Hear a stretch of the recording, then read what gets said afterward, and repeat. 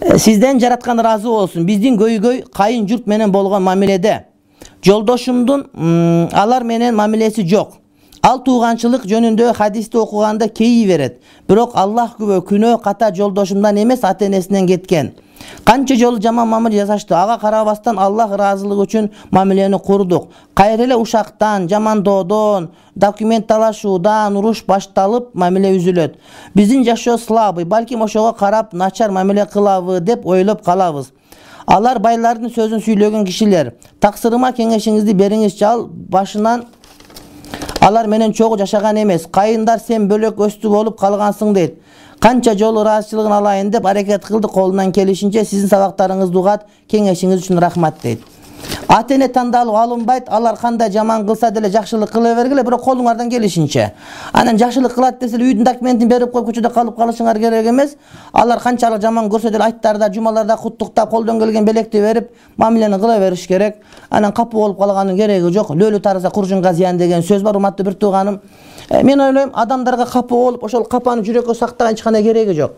Адамга эгерде адам ойлонсо, өмүрүнүн өзүнүкү экенин билсе, анда эмне үчүн башка бирөөгө убактысын бөлүп, ага жүрөгүн бөлүп капа болуш керек. Мен ошон мисалы үчүн мен жеке өзүм адамдарга таптагыр капа болгум келбейт. Мени канчалык капа кыла турган сөз болуп, мамиле болгон күндө деле эч убакта жүрөгүмдө бирөөгө бир кенедей өч алуу, кек сактоо же капа болуу дегенди чыгарып салгым келет. Анткени менин жүрөгүм бул менин жүрөгүм. Менин жүрөгүмдө мен жаман көргөн, мен жек көргөн, мени жаман көргөндөрдүн орун алуусуна орун бергим келбейт, урматтуу бир тууган. Ошондуктан мен жүрөгүмдө махабат сүйүү деген бар, ошону гана сактап, Кудайга болгон сүйүү, пайгамбарга болгон сүйүүнү сактагым келет. Эмне үчүн менин жүрөгүм башка бирөөлөр үчүн мусуркана болуш керек. Силер дагы мына ошондой кылгыла, бардык иншалла ордуна келет, урматтуу менин бир туугандарым. Мен кайненемди билбестен капа кылып койдум. Бартынан ыйлап телефон чалып кечирим сурадым, бирок сүйлөнүп өчүрүп койду. Менин сурам акыретте мен күнөөкөр болуп калбайынбы? Аллахтан да өкүнүп кечирим сурадым. Кайненеден кайра кечирим сурай бер, эчтеке болбойт. Эркелеп деле кечирим сурай бер, барып эле бутуна жыгылып кал. Ичинен аракат алат, анан сүйлөнүп ордуна келип калат.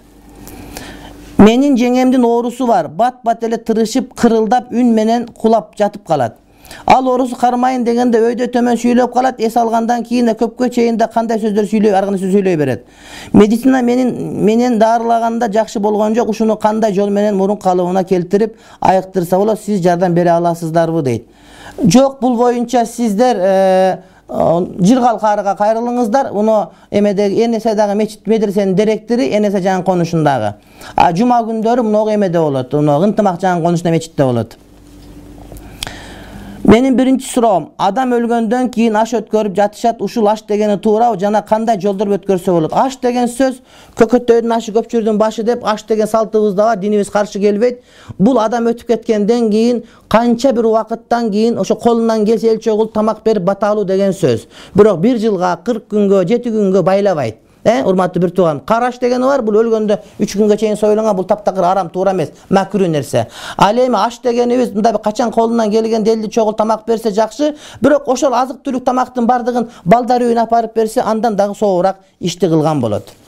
Экинчи суроом, зыярат дегенди түшүндүрүп бересизби? Кандай учурларда кылса болот? Тай жактан туугандары мүрзөлөргө барып, андан тышкары тоо ташта коюлган мүрзөлөргө, мазарга окшогон жерлерге барып, мал союп, Куран окутушат. Кээ бир учурларында Аллахтын аты менен ортого бирөөсүн салып тегеректешет. Алыстан караганда бийлеп шамандар окшоп көрүшүл кылган туурабы? Малды мазарга апарып сойгон туура эмес. Малды Кудайдын ыраазы үчүн союлуп, анан ошондон пайда болгон соопторду арбактарга багыштап койсо болот. Бирок арбактарга багыштап союлган нерсени арам дагы болуп калат. Ошон үчүн бисмиллах, Аллаху акбар, Кудайдын аты менен деп союлат. Ошол үйдөн союп жесе деле соо жете берет, урматтуу бир тууганым. Мазарга апарып, мазардын жанында көбүрөөк сооп болот, көбүрөөк кабыл болот, мазардагылар угуп турат деп ошол жерге канын чачып башка кылса, бул ширк болуп калат. Менин 2 балам бар. Күйөөмдүн бир туугандары мени анча жактырышпайт. Күйөөм экөөбүз жакшы жашайбыз. Күйөөмдүн бир туугандары менин ата-энемди, бир туугандарымды жаман деп айтылса, мен бир туугандарымдан тарабын талашкан акым барбы жокпу? Эми алар жаман болуп, жаман десе унчукпай эле коюңуз, андан жаман болуп калбайт. Талашып жакшы деп айттырсаңыз міне. Ал жаман деп айтса өзүнө күнөө, жакшы деп айтса өзүнө сооп. Ошондуктан сиз анын күнөө сообуна киришпеңиз, урматтуу бир тууганым, кереги жок. Сенин тууганың мындай айтканында кереги жок. Айтыңыз, эгер алар жаман болсо сизге кандай тиешеси бар? Келгиле бирөөнү бирөө жамандабай эле коебуз деп айт. Бир айткандан кийин дагы деле жамандаса маани бербей эле кой, барып токтоп калат.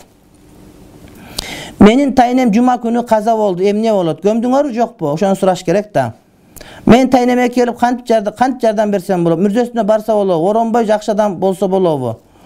Ошол жакшы адам оронот деген сөз да. Бул хижап парз болот. Аны эми Кур'ан окуп тур, иншалла бардык ордуна келет.